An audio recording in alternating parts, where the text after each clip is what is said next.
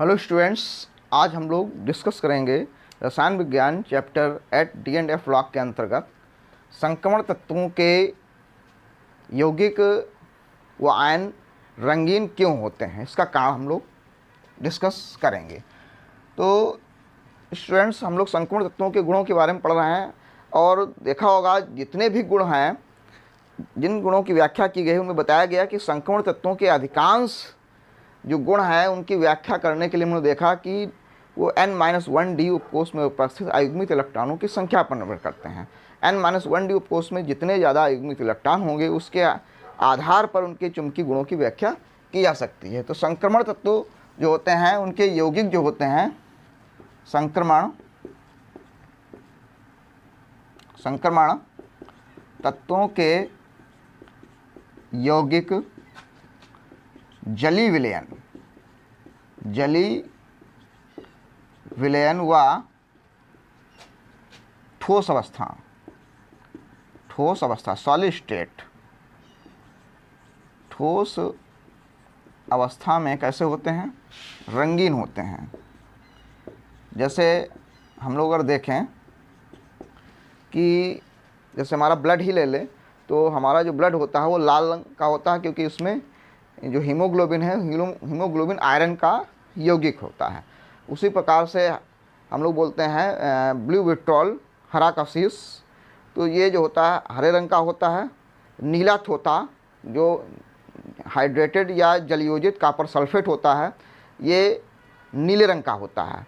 तो ये जो हरा कशिश हरे रंग का, या जो तुम्हारी लेई आती है, लेई में हम लोग डालते हैं हाइड्रेटेड कॉपर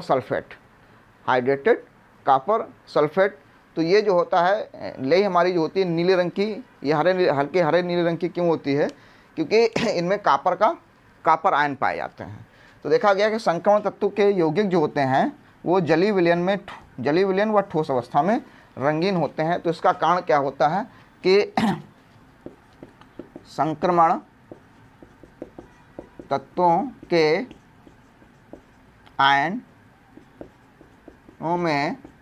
आयनों के N-1D उपकोष में क्या होते हैं? अनपेयर्ड इलेक्ट्रॉन होते हैं। क्या होते हैं? अनपेयर्ड इलेक्ट्रॉन होते हैं। तो अयुग्मित इलेक्ट्रॉन होने के कारण ये कलर कैसे या रंग कैसे दिखाएंगे, ये हम लोग समझेंगे। तो देखिए, जो संक्रमण तत्व जो होते हैं जलीय विलयन हाइड्रेट अवस्था में, इनके जो डी उपकोष होते हैं, N-1D उपकोष में अयुग्मित इलेक्ट्रॉन है, मान लिया 1 2 3 4 5। तो जब संक्रमण तत्वों के जो आयन जलीय विलयन में होंगे मुख्यतः, तो इनमें क्या होंगे? ये जो आयन होंगे, इन आयनों से कुछ यौगिक जैसे जिन्हें बोलते हैं इलेक्ट्रॉन युग्मदाता या लिगेंड्स जुड़े होते हैं। क्या जुड़े होते हैं? लिगेंड्स। तो लिगेंड्स जुड़े होने के कारण जो डी ऑर्बिटल होता है, डी ऑर्बिटल अपने को दो भागों में बांट लेता है, जिसके बारे में विस्तार से हम लोग नेक्स्ट चैप्टर में पढ़ेंगे, जिसे बोलते हैं crystal field theory, CFT theory हमसे कहती है कि जो लिगेंड्स होते हैं, जब संक्रमण तत्व उपशासनीय यौगिक बनाते हैं तो उनमें लिगेंड्स होते हैं। लिगेंड्स क्या होते हैं कि ऐसे ऋणावेशित या उदासीन परमाणु होते हैं। उदासीन परमाणु जो होते हैं, जो संक्रमण तत्व, जैसे मान लिया ये संक्रमण तत्व का आयन है और ये लिगेंड है, तो लिगेंड और संक्रमण तत्व के क्या होंगे? डी ऑर्बिटल में इलेक्ट्रॉन होंगे और लिगेंड में भी ऋणावेशित आयन होंगे, ऋणावेशित में इलेक्ट्रॉन होंगे, लिगेंड में भी इलेक्ट्रॉन होंगे। तो इनके बीच प्रतिकर्षण लगेगा। क्या लगेगा? प्रतिकर्षण लगेगा। मतलब लिगेंड के इलेक्ट्रॉन व संक्रमण तत्व के N-1D उपकोष के इलेक्ट्रॉन के बीच क्या लगता है? प्रतिकर्षण लगता है। क्या लगेगा? के बीच प्रतिकर्षण लगेगा। प्रतिकर्षण के कारण इनकी डीजनरेसी जो होगी या स्थायित्व जो होगा वो कम हो जाएगा और ये अपनी एनर्जी को पहले डी ऑर्बिटल अपनी एनर्जी को जंप कर लेगा, बढ़ा देगा, इसकी डीजेनरेसी जो होगी वो कम हो जाएगी। अब ये डी ऑर्बिटल की एनर्जी पहले बढ़ जाएगी, ये डी उपकोष है संक्रमण तत्व का, तो यहाँ पर पहले इसकी एनर्जी बढ़ेगी। अब ये क्या करेगा कि डी ऑर्बिटल जो होगा वो दो भागों में टूट जाता है। क्या होगा, डी ऑर्बिटल दो भागों में टूट जाता है इस प्रकार से, ये जो होगा इस प्रकार से दो भागों में टूटेगा, इसे बोलते हैं डी डी स्प्लिटिंग। क्या होगी ये, डी डी विपाटन, विपाटन बोलते हैं या स्प्लिटिंग, ये डी डी स्प्लिटिंग हो जाएगी। डी डी स्प्लिटिंग में क्या होगा, डी ऑर्बिटल दो भागों में टूट जाएगा, एक सेट कहलाएगा T2G, ये नीचे वाला T2G और ऊपर वाला कहलाएगा EG। ये T2G और जो EG जो होते हैं ये ऊपर नीचे होते रहते हैं, ये उनकी आकृति ज्योमेट्री पर निर्भर करेगा। जो अष्टफलकी होते हैं, अष्टफलकी, अष्टफलकी के लिए अष्टफलकी ऑक्टाहेड्रल, ऑक्टाहेड्रल के लिए T2G की एनर्जी कम होती है और EG की एनर्जी ज़्यादा होती है।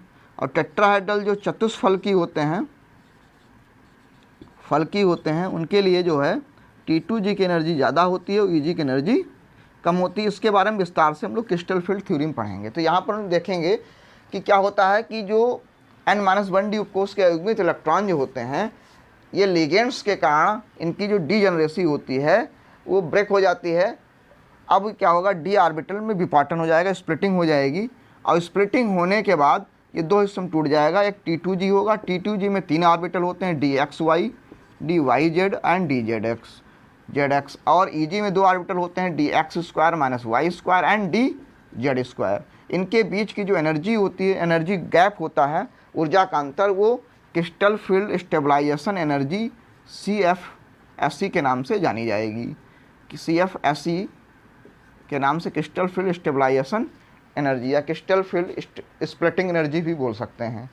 ठीक है, अब होता क्या है, मान लिया एक इलेक्ट्रॉन इस T2G में है, क्योंकि इलेक्ट्रॉन निम्न ऊर्जा स्तर वाले कोष में ही रहेगा। अब ये रंग कैसे देगा, अब यहाँ पर हम इसको समझेंगे कि ये रंग कैसे आता है।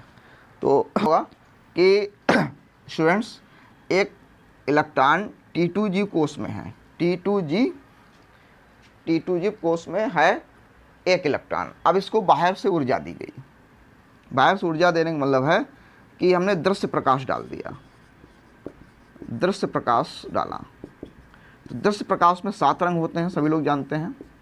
दृश्य प्रकाश में 7 रंग होते हैं, VIB GYOR, ये 7 रंग हो गए। ठीक है, जब ये 7 रंग होते हैं तो होता क्या है कि यहाँ पर एक दृश्य प्रकाश की एक लाइट डाली गई, विजुअल लाइट या दृश्य प्रकाश का एक तरंग आई, और उसने क्या किया, उस दृश्य प्रकाश के फोटॉन ने इस इलेक्ट्रॉन को ऊर्जा दे दी, इस इलेक्ट्रॉन को ऊर्जा दे दी। तो ये इलेक्ट्रॉन जंप करेगा और नीचे वाली कक्षा से ऊपर वाली कक्षा में पहुंच जाएगा। ठीक है, इसमें से वो किसी एक निश्चित तरंगदैर्घ्य या निश्चित रंग के प्रकाश को अवशोषित कर लेगा। मान लिया उसने वायलेट रंग के प्रकाश को अवशोषित कर लिया। क्या किया, वायलेट मीन्स बैंगनी रंग के प्रकाश को अवशोषित किया। यहाँ पर वायलेट रंग के प्रकाश को, वायलेट या बैंगनी रंग के प्रकाश को अवशोषित किया इलेक्ट्रॉन ने, ऊपर वाली कक्षा में चला गया।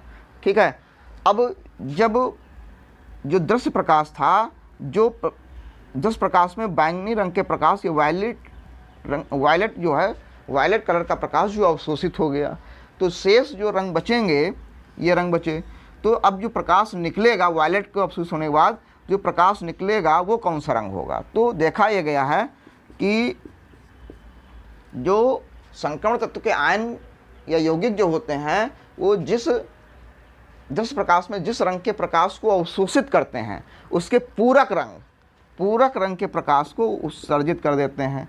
तो वायलेट का पूरक रंग जो होता है वो पीला होता है, तो ये पीले रंग के प्रकाश को क्या करेंगे, उत्सर्जित कर देंगे, पीले रंग के प्रकाश को उत्सर्जित कर देंगे। तो स्टूडेंट समझ में आया होगा कि संक्रमण तत्वों के जो यौगिक होते हैं वो जलीय विलयन में या ठोस अवस्था में रंगीन क्यों होते हैं? क्योंकि संक्रमण तत्वों के आयन में आयनों में क्या होंगे, N-1D उपकोष में अयुग्मित इलेक्ट्रॉन होंगे, और इनमें उपस्थित जो लिगेंड्स होते हैं, इन लिगेंड्स के इलेक्ट्रॉन क्या करते हैं, डी उपकोष के इलेक्ट्रॉन को प्रतिकर्षित करते हैं। ठीक है, प्रतिकर्षण के कारण क्या होगा, डी ऑर्बिटल की डीजेनरेसी अभ्रष्ट हो जाएगी या कम हो जाएगी, जिससे डी ऑर्बिटल दो भागों में टूट जाएगा, जिसे बोलते हैं डी स्प्लिटिंग। और डी स्प्लिटिंग के कारण क्या होगा, डी ऑर्बिटल दो सेट बना देगा, जिसे हम बोलेंगे T2G और EG। तो अगर हमारा जो यौगिक है वो अष्टफल की है तो T2G की ऊर्जा कम होगी और EG की ऊर्जा ज़्यादा होगी। इलेक्ट्रॉन कम ऊर्जा वाले उपकोष T2G में रहेगा। अब उस पर प्रकाश, उसी समय प्रकाश डाल दिया गया। जब प्रकाश डाला गया तो एक वो निश्चित रंग के प्रकाश को क्या करेगा, अवशोषित कर देगा। मान लिया उसने वायलेट कलर के प्रकाश को अवशोषित किया, तो जो वायलेट कलर के प्रकाश को करेगा तो उसके वायलेट, अब क्या होगा, हमारे 10 प्रकाश में से एक वायलेट रंग कम हो गया। तो जो उत्सर्जित प्रकाश होगा कौन सा होगा, तो वायलेट प्रकाश अवशोषित होने के बाद जो यौगिक होगा उसका पूरक रंग के प्रकाश को बाहर निकालेगा। तो वायलेट का पूरक रंग जो होता है येलो कलर होता है, तो वो पीले रंग के प्रकाश को बाहर निकाल देता है।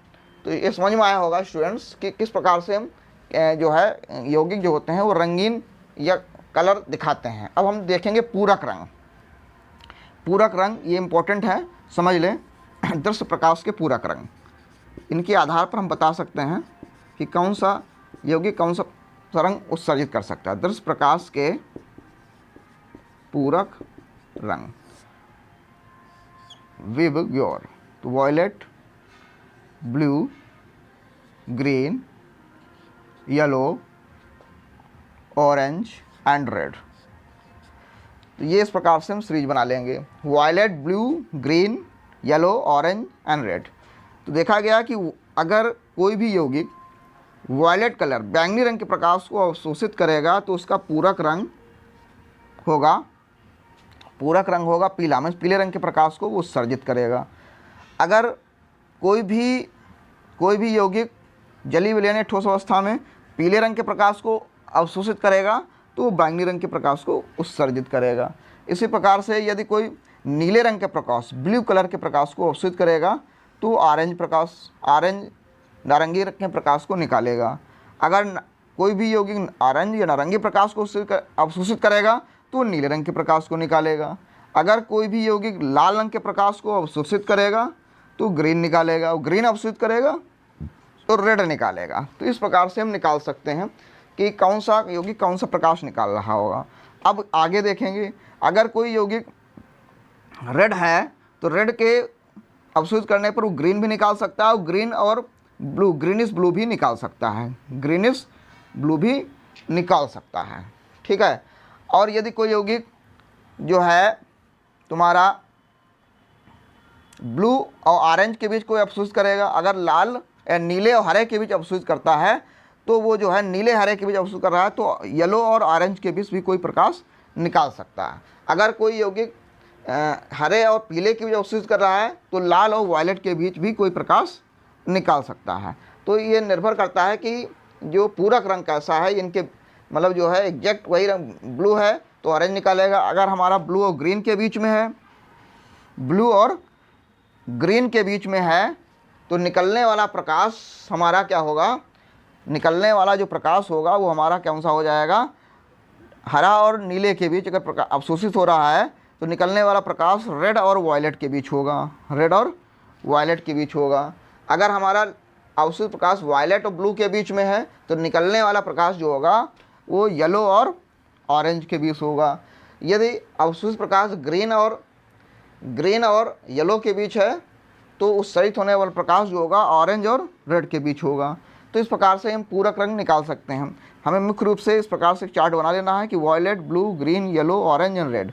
वायलेट है तो येलो होगा, ब्लू है तो ऑरेंज होगा, ग्रीन है तो रेड होगा। अब ब्लू ग्रीन है, अगर ब्लू ग्रीन है मतलब हरा नीला है तो निकलने वाला प्रकाश लाल और बैंगनी के बीच होगा।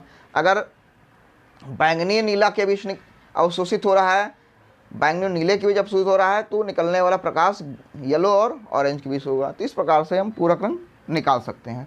अब कुछ उदाहरण के द्वारा हम इनको समझेंगे।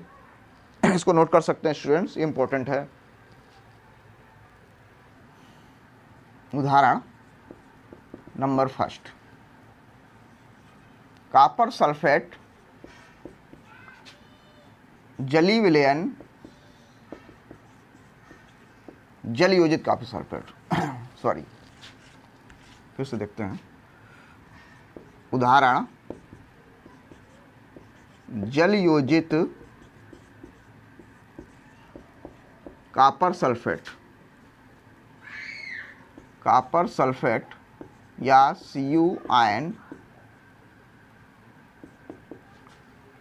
Cu आयन लाल रंग के प्रकाश को अवशोषित करते हैं, लाल रंग के प्रकाश को क्या करेंगे, अब्जॉर्ब करते हैं। तो अब बता सकते हैं कौन से रंग के प्रकाश को उत्सर्जित करेंगे, अवशोषित करते हैं। अतः पूरक रंग कौन सा होगा, रेड का हो सकता है ग्रीन या ग्रीन और ब्लू के बीच। तो देखा गया पूरक रंग हरा नीला, नीला हरा कह सकते हैं, नीला हरा रंग का प्रकाश उत्सर्जित करते हैं, रंग का प्रकाश उत्सर्जित करते हैं, उत्सर्जित करते हैं। सेकंड, कोबाल्ट के आयन जलयोजित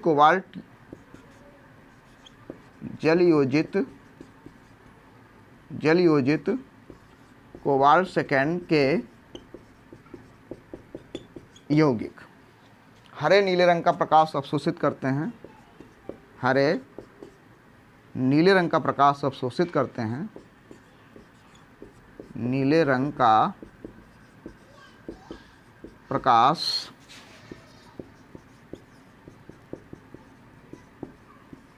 अवशोषित करते हैं। तो यह किस रंग का प्रकाश अवशोषित करेंगे, अगर हरा नीला है तो लाल रंग का प्रकाश, तो यह लाल रंग का प्रकाश उत्सर्जित करते हैं, उत्सर्जित करते हैं। इसको स्टूडेंट नोट कर सकते हैं।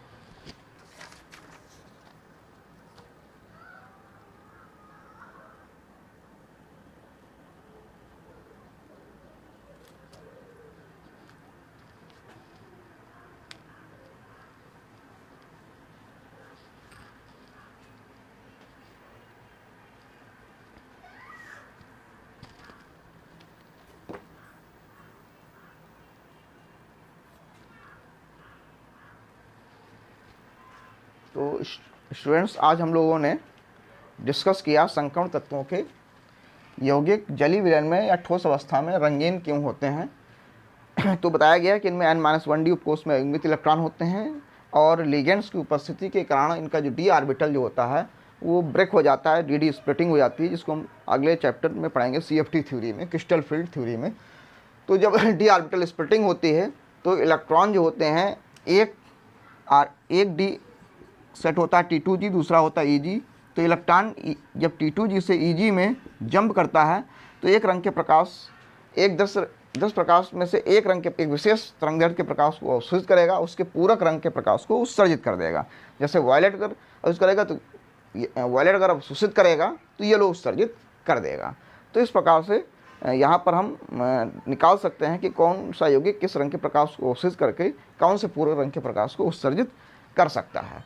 तो स्टूडेंट्स, अगर समझ में आया हो वीडियो तो अपने साथी स्टूडेंट को शेयर और लाइक कर दें। Thank you.